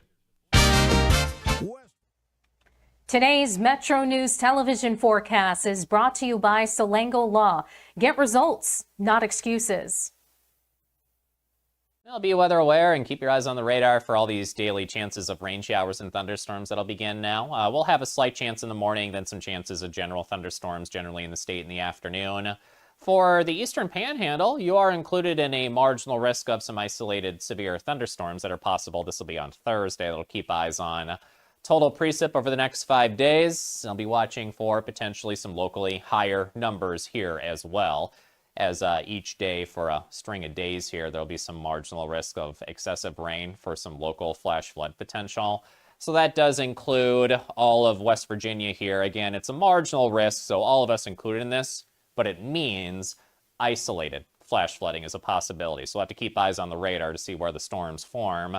Initially, it will likely favor southeastern areas, east of the mountains there, as we'll have an influx of moisture working in from the south and southeast. And a cold front will be stalled northwest of us, and we'll be stuck in this pattern for a bit with some daily chances of rain. Fly Saver forecast, it starts at home. Orlando, still some chances of showers and storms, highs near 91 for the next few days. Panhandle to Panhandle, chance of a shower and thunderstorm in the afternoon, highs mid to upper 80s, warming up a little bit, and lows upper 60s to near 70 tonight. Eastern Panhandle, highs low to mid 80s for you, up in the upper 70s, low 80s in the higher elevations, lows around the 60s to near 70 tonight. Across our northern and central areas, some 80s and upper 80s in here. Point Pleasant got you near 89 today, low near 70 overnight. And for our southern areas, a likely chance of showers and storms, especially favoring southeastern areas for the likely chance. But a lot of us will have to keep eyes on the radar. Huntington near 90 today and 70 tonight. Rain showers more likely for the weekend, and chances continue into next week. This is Ben Salango with Salango Law. Salango Law has earned a reputation for getting excellent results for our clients. With decades of experience handling thousands of cases, we know what it takes to deliver. Proudly voted best in the Valley for 3 consecutive years by readers of the Charleston Gazette-Mail, Salango Law is deeply committed to giving back by investing in our community. From supporting local programs to making our region a better place to live, Salango Law is proud to be your trusted legal and community partner. Check us out at salangolaw.com. Hey, I take offense to that. Why would you do that? Because on midday, the last segment, the first thing I hear when those mics go on is you just coughing, and I'm just like, this guy. You don't appreciate me giving that show a little ratings boost at the end, a little boom boom? You coughing directly onto these microphones? No, I don't want it. I don't know where this came from. Everybody. I'm in another room, guys. Hey, I don't know. everybody. Hey, Coop, I'm just what's up? watching this. Hotline on Metro News Television.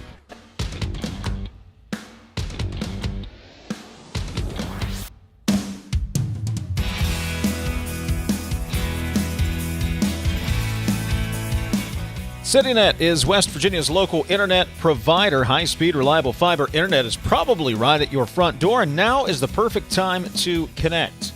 More rural communities have access to true high-speed internet. Tax dollars are helping expand broadband access across West Virginia.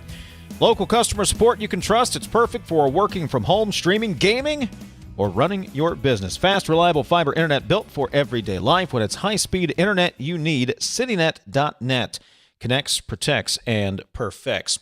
Promise you some open phones. We will deliver on that promise. 800-765-TALK, 800-765-8255. That is the phone number. You can text us 304-TALK-304. Also, over at WVMetroNews.com, the list of lawsuits continues to grow, TJ. A current and a past member of the WVU men's basketball team are the latest to file suit against the NCAA. Javon Buchanan and Brennan Lorient filed suits Monday in the Northern District of West Virginia in federal court, seeking a fifth year of eligibility for both. You can read Greg Carey's story at WVMetroNews.com. You have the, dozen Marshall student athletes that had filed the suit in the Southern District. We may hear something on that this week. You got the ruling from the judge out in, Colorado? Yeah. Way to go, NCAA. You're doing a great job. What a mess. Just what a mess. I know some people live to fix this stuff, and thank God, because no one else wants to fix it. But can you imagine just working through all these suits and the mess of all of this now? I mean, not something I would want to do. No, I'm with you on that one. 800-765-TALK's the phone number. 800-765-TALK. Let's go to the phones. Go down to Beckley and John. What's on your mind, John? Hey, thanks, guys. I just want to say I appreciate having a governor that's interested in rooting out waste, fraud, and abuse from any state welfare program. I mean, but even I realize most of the recipients are probably worthy, but we've seen the headlines nationwide. Millions, billions of dollars are being wasted through waste, fraud, and abuse. And I'm glad we got a governor that's willing to stand up for taxpayers. I mean, every dollar that's given to someone, whether they're a worthy recipient or not, is coming out of the pocket of a hardworking West Virginian. I'm glad we're evaluating it. And as far as the timing issue, I mean, come on. It's always time to consider rooting out waste, fraud, and abuse. Thanks, guys.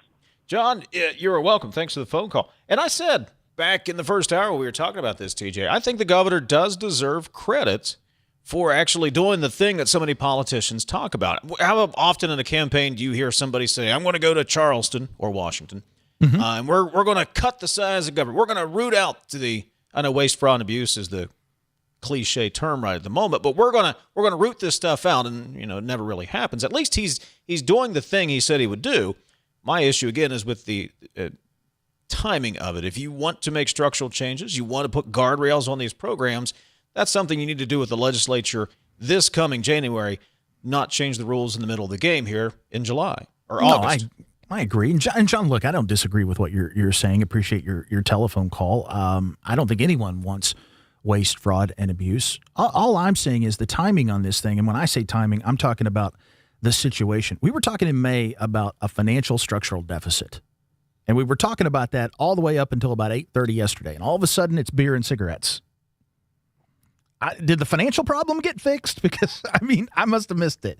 So I'm still trying to understand the shift. And then, two, if you're going to make that accusation, you need some data. Has there been an investigation? How many people have been prosecuted in terms of converting these dollars and then using them for nefarious reasons? I just want some data to substantiate what was said. That's all. And the governor has a standing. There are what we have 4 people, TJ, that have standing invites, carte blanche, as they say. He's welcome anytime to come on and give his side of things. And I'll go and say, look, if the numbers I gave today, sure. If you take exception with those, send me a budget reconciliation of yours, and I'll look it over, and we can have that conversation, because I don't think West Virginians. Let me put it this way: I don't think the numbers have been presented in a way that gives the full picture. At this point, it's always one more variable. So come on and explain the numbers. And I think Mike hit on a point there, TJ, that I agree with, having been involved in watching local government, state governments. A lot of issues can be resolved quite quickly when you have good communication. Mm-hmm. And what happens is you only get one side has a piece of the story, and this other side has another piece of the story, and then things deteriorate from there. If you have good communication and you are presenting your side, presenting whatever justification for whatever decision you make, and everybody at least understands your justification, things go a lot smoother. And that's true whether you're on the county commission, the city council, or state government. Communication is key. Yep. It's key at home when, you come home with a bass boat. You got to run that one by some people. Have you done that? Have you come home with a bass boat? No, so my brother-in-law has. My brother-in-law has. And, there's a story there someday. I like to tell people I bought a car while my wife was out of town. I just like to tell the story as if I just went and did it while she was out of town. She knew I was doing it. But I like to tell the story. Yeah, I went and bought that while Jetta was out of town. Couldn't stop me that time. I'm going to take a leap. Just like we know who wears the pants in the Meadows family, I think we know who wears the pants in the Wilson family, too. I always say I married an accountant for a reason, TJ. Married an accountant for a reason. Mm-hmm. Let's go to Mike in Morgantown. What's on your mind, Mike? Hey, I really think that the governor, he needs to just admit he dropped the ball on this. There's no need to create this problem, and I think Mike Oliverio maybe he hit it on the head when he talked about lack of communication and the governor trying to defeat the finance chair. But all that said, I can tell you this: I have helped people in need over the years and that had these cards, and it's pretty common knowledge. They need some cash to buy whatever, or something they're not eligible for, whether it's cigarettes or pot or whatever. They simply sell the cards at a discount, typically about 50%. And the people I've worked with over the years don't even try to hide it. I mean, there's ready sources of cash. If people want it. I don't know how to address it. It is widespread. There's no question, but I don't know how you're going to address it, and certainly that doesn't excuse the governor jumping in the middle of this and using that as an excuse not to get the kids the help they need. But don't kid yourself. Anyone who's you talk to social workers, if they'll be candid with you, they'll tell you these cards are sold all the time, discount for cash to buy whatever. That's my comment. And hey, you guys do a good job. Thanks a lot. Hey, Mike, appreciate the phone call. And TJ, look, anecdotally, I mean, we've all seen the what Mike's talking about there, right? Mm-hmm. We've all seen. I can't say we've all seen. I have seen the situation where DoorDash and Uber Eats shows up for the first 2 weeks of the month, and the last 2 weeks of the month, you are seeing boxes from the local food pantry being unloaded. Mm-hmm. We see that. I see that. I don't know how, like you said, again, how do you root all of that out? Does the problem constitute or justify the cost of the control, or do you end up actually hurting the people who need the help substantially more when you're trying to root out what may or may not be a huge problem within the system? I don't have answers. Those are all just questions. Yeah, Mike, thanks for the call. Good points. One thing that I don't understand, and I would like to understand better, when we talk about TANF, the T is temporary. Mm-hmm. So what kind of mix do we have in terms of, okay, I'm going to use this funding, it's temporary, I get back on my feet. What kind of fallback rate is there? Do I come back into the program at a certain period of time? Do you have repeat users? Is that eligible? How often does that happen? I think that's part of this conversation too, because if we want to talk about the beer and cigarettes argument, I think we also need to look at the numbers to understand how many people are on this a single time and then they're never back on it when they get back on their feet. What does that temporary look like in terms of how often they're using the actual program? And to be able to fully get my arms around this, I think that's part of the data that I need to understand just what kind of risk we have here. 304-TALK, 304, that's the text line, 800-765-8255, 800-765-TALK. Donnie in Tucker County, hang with us. Got to take a break. You're first up on the other side, and we'll get to your text as well. Open lines. Next couple of segments. This is Talkline from the Encova Insurance Studios. Approach your retirement with confidence. With over 150 years of combined experience, the advisors of the Stike team at Wealth Enhancement Group provide advice and wealth management strategies to individuals, families, small businesses, professional offices, and institutions. With the Stike team, you'll have access to an advising team with extensive resources, a client-first mindset, and a passion for helping transform the lives of those we serve. Visit wealthenhancement.com/Stike today and join the team that's dedicated to your success. We are there for you, to care for you at the health plan. We are here for you. It's good to have options for your family or employees. Rooted in your community since 1979, the health plan is your trusted partner. Get flexible coverage, exceptional support, and competitive rates. The health plan, we are here for you. You're listening to Talkline on Metro News, the voice of West Virginia.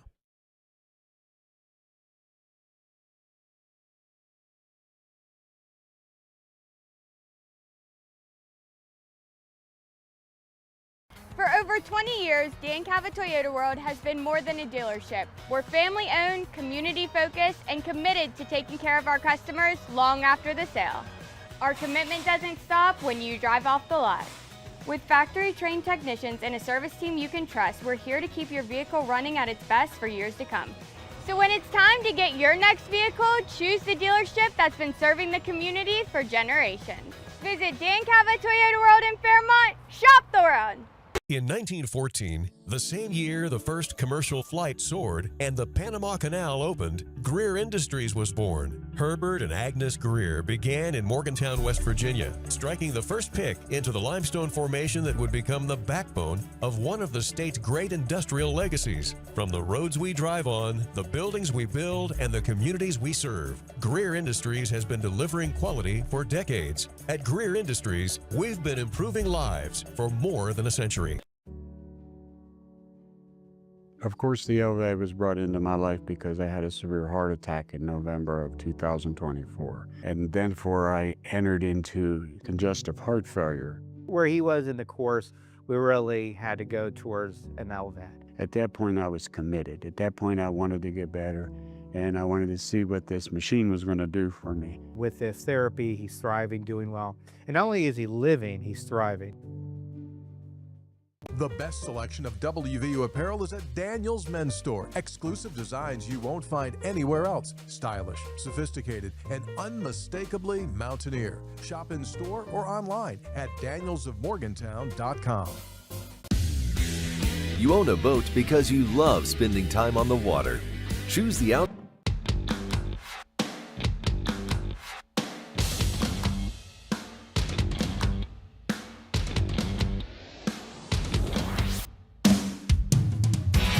MetroNews Talkline is presented by Encova Insurance, encircling you with coverage to protect what you care about most. Visit Encova.com to learn more. Open lines, 800-765-TALK, 800-765-8255. That is the phone number.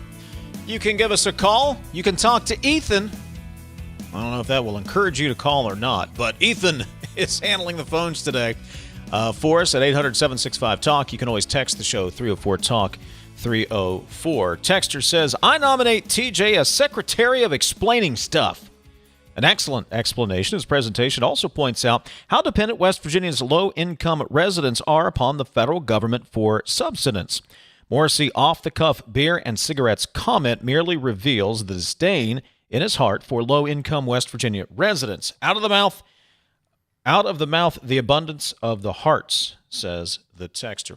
Look, several of you have made the same comment or same sort of, with the same sort of idea. This illustrates some disdain, hatred, uncaring for individuals who are living in poverty or at low income. I don't believe that. I've met too many people in the Capitol. I've known and met and talked to, we're not exchanging Christmas cards, but I've talked to the governor a number of times throughout his career. I don't think there's disdain for anybody. I really don't believe that. I don't believe that when folks say that about other politicians and politicians say it about politicians. I've met too many of these folks to believe they have disdain for poor people or rich people. Well, maybe rich people. But anyway, here's my point, TJ. I think this decision was made based off of the information that the governor has, or at least the information the governor's working with. Whether or not that information holds, that's really the question for me that we've talked about. Does the math to justify the actions that are being taken at this point? Yeah, and I think there's a lot of semantics going back and forth when it comes to the math, and variables are being added. Appreciate the compliment, Texter. If my math is wrong, I'll be the first to admit it. But show me some kind of budget reconciliation that says otherwise. This idea that you don't count the maintenance of effort, fine. You have to count it at some point. It's just a matter of cash flow and expense flow at that point. And when I run the math, even without counting it up front, counting it later when it's actually expensed, you still end up at $28.8 million ending balance, as I said to begin with. Donnie in Tucker County. What's your take, Donnie? Hey, I was just going to say, if your household and TJ's household is like mine, us big manly men wear the pants of the family, but the wives tell us which pair to put on. That's a good point, Donnie. You're exactly right, buddy. You have a good one, brother. You too, Donnie. Appreciate the phone call. That's good. That's both figurative and literal at my house.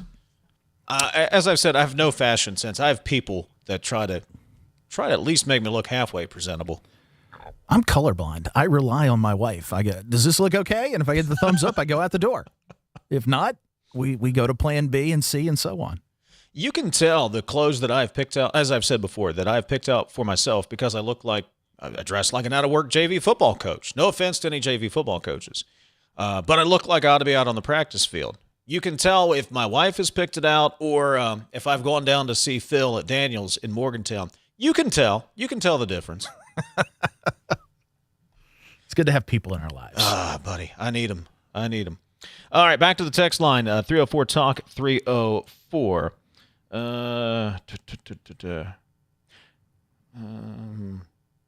Reading these as I go. Are there not laws against having communists in local, state, and federal positions? This is the beginning of the end. Wake up, Americans, says the texter. John from Beckley's wearing a MAGA hat. I think Governor Morrissey is taking a page from the Trump playbook. He is hiding something, and it will come to light. Does Oliverio come on the show, or do you invite him to prop up his campaign? Or does Oliverio ask to come on the show, or do you invite him to prop up his campaign? He did not ask. We invited, and we don't prop up anybody. He is a long-serving state senator with a lot of insight into these types of issues. That's why we ask. Dave and TJ, left-right is a poor description of beliefs. Add radical, extreme, and even more troubling. French Revolution and their legislature is where the labels came from. Hardly relevant today. When teaching what a Republican or Democrat is, it really comes down to perspective. What Trump is, or what Bernie, who isn't even a Democrat, will mostly be ambidextrous, says the texter. I wish the governor would ensure the same fraud guidelines on his corporate handouts of taxpayer money. 304-TALK, 304. I heard producer Ethan try to work a Talkline patch deal with WVU, but they wouldn't accept his tutor's coupons as payment. You better cut that out with this whole patch thing. People already accuse me sometimes of being on the take. And if we have a patch, then it's going to be even worse. 304-TALK. 304. How can there be any deficit if state tax collections always exceed projections? Someone is cooking the books. Get Larry Pack on the air and ask him how the governor is screwing up. Where's Hoppy? Need someone to ask the hard questions. You two are, I can't say that on the air. Oh, well. Ouch. Dang. Solid. 304. What is the surplus, though, right now, unallocated? I mean, we're what spending is it, a bunch on roads. 170? Something like that. $175 million? All you got to do. Eric Nelson told us this week what it was. I know. You'd think we'd remember. Yeah. All you got to do, ask the legislature for a supplemental appropriation. Happens all the time. You hear it. If you go sit in the legislature, HR, blah, blah, blah, blah, supplemental appropriation, Senate bill, blah, blah, blah, blah, supplemental appropriation. I mean, it happens all the time. Well, it's normal. January's halfway through the fiscal year. As you pointed out, this happens this is a normal function. And look, there's not a deficit in the overall state budget. Well, Governor Morrissey, his explanation is simply that when you look at the number of dollars that are being spent through TANF and the number of federal dollars coming in, the spending is outpacing the revenue. That's a fair representation, right, TJ? That's what the governor's overall point is, and that needs to be addressed, or the program is going to run out of money, and then you're not going to have any clothing voucher program. That's what the governor is saying in his long press releases and trying to say out on the trail. The trouble is when you start to do the numbers, as TJ has done a great job of pointing out, read the column at wvmetronews.com, it paints a different picture. Here's a question. Whose job is it to decide what program gets the same or more amount of money and what program in TANF gets less? Because you are spending down that beginning balance, and that's been happening, and that's a decision that has been made collectively in the budget process. Who makes that decision, though, moving forward? Does the legislature say we're going to appropriate our MOE, and here's the feds, and it just continues to be in a line item that says TANF on the budget, but there's no breakdown of X to this, Y to this, Z to that? Do they expect the governor to do that? Does the governor expect the legislature to do that? That's another part of the process that we haven't gotten into yet. 304-TALK, 304-800-765-TALK. Got a couple of minutes left. Open lines rest of the way. Jackpots are growing in West Virginia. Jackpots on the rise every week. Powerball hits Mondays, Wednesdays, and Saturdays. Mega Millions lights up Tuesdays and Fridays. That's 5 chances a week to get in on life-changing jackpots. Play in-store and online. 18 plus to play. Please play responsibly. Powerball jackpot is $786 million. Mega Millions jackpot is $60 million. So go ahead, play today. Picture a community where every space tells a story. Those are the communities we're designing at ZMM Architects and Engineers. With a blend of creativity and technical expertise, we design spaces that inspire, innovate, and ignite change. From cutting-edge educational facilities to community-centric gathering spaces, we're committed to improving lives through design. Let us help you shape a brighter future for generations to come. Because at ZMM, it's more than architecture. It's about building your legacy. They say you can't take the lottery with you. But now, you can play anywhere, anytime with iPlay, the West Virginia Lottery's official app. From Cooper's Rock to the Greenbrier River, from the bleachers to your living room, iPlay goes where you do. Safe, simple, and always West Virginia proud. Play anywhere, anytime. Download iPlay today. iPlay, the fun, secure way to play, wherever life takes you. 18 plus to play. Play responsibly. You're listening to Talkline on Metro News, the voice of West Virginia. For over 20 years, Dan Cava Toyota World has been more than a dealership. We're family-owned, community-focused, and committed to taking care of our customers long after the sale. Visit Dan Cava Toyota World in Fairmont. Shop the world. I had a severe heart attack in November of 2024. And then before I entered into congestive heart failure. We really had to go towards an LVAD. And not only is he living, he's thriving. At Daniel's Men's Store, exceptional style begins with a curated selection and finishes with a flawless fit. When it's time to buy a suit, Daniel's is here to make sure yours is one of a kind. Discover tailored suits you'll only find in-store at Daniel's. We're Panhandle Cleaning and Restoration, and we're gonna save you. We've got it down to a science, an absolute state of art.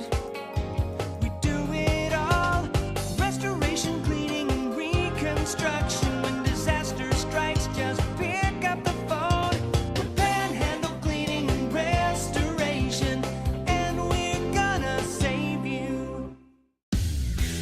You own a boat because you love spending time on the water. Choose the outboard that allows you to make the most of it. Honda Marine's legendary reliability, ease of maintenance, and powerful performance keep you going strong. And they're all backed by the peace of mind protection of the industry's best limited warranty. Visit your Honda Marine dealer today and find out why it's more than an engine. It's your time on the water.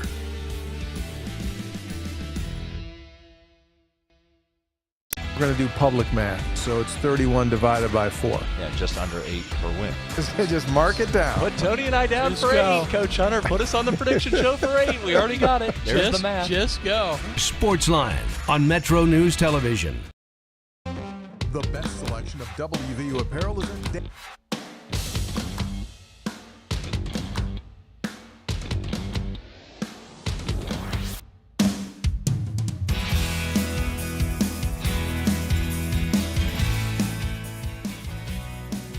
Couple of texts here before we call it a day. 304 Talk 304. You are wise to listen to your wife on most matters, says the texter. Probably. She's right more often than she's wrong. I mean, she's probably never been wrong. No comment?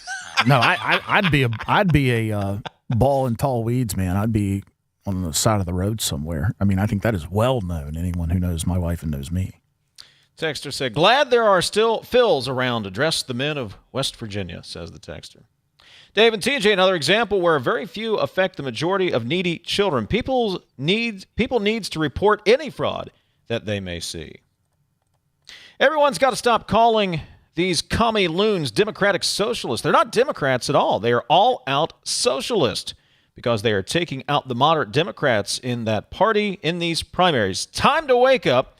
These people are not really socialists. They are full-fledged communists, says the texter. All right, you get the last word. Good show. Appreciate the phone calls. Appreciate all the texts. We'll regroup. Take a 22-hour break. We're back tomorrow at 10:06. Talkline on Metro News, the voice of West Virginia.